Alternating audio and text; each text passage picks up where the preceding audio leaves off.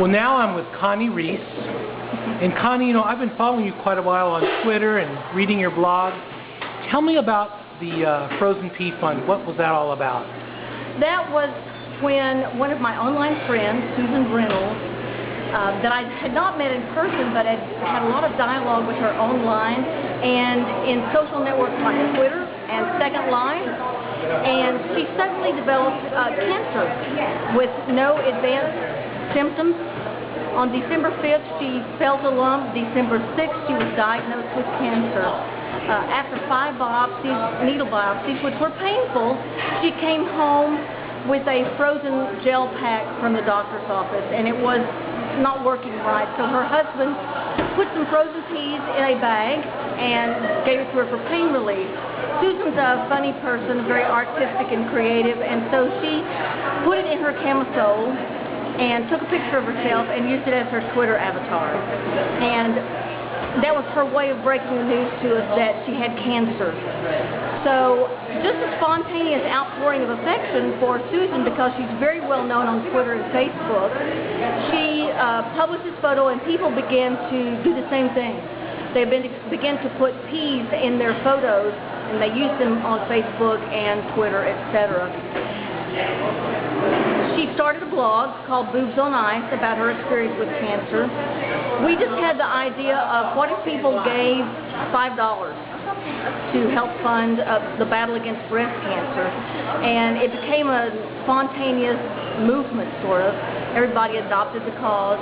We actually started a fund, and we worked with the American Cancer Society and their breast cancer division. They helped us create a widget, and on December 21st, just 16 days after Susan first felt that lump, we launched the Frozen Pea Fund.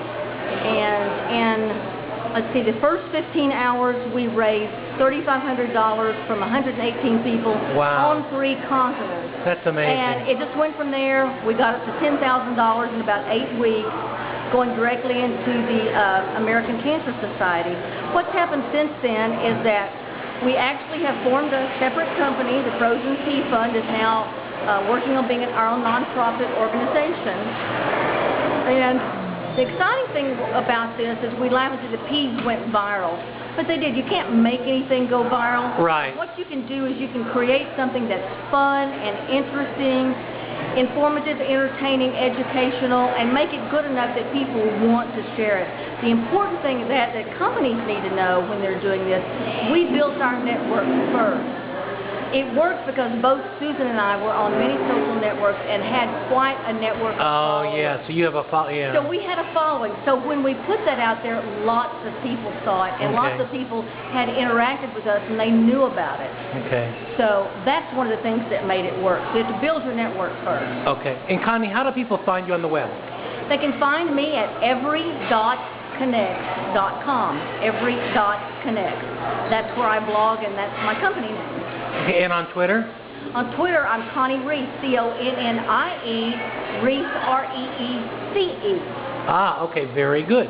Okay, well, thanks for your time. Very interesting story, and very, very compelling. It's a really cool thing that you're doing. Thanks a lot. Thank you, Alan.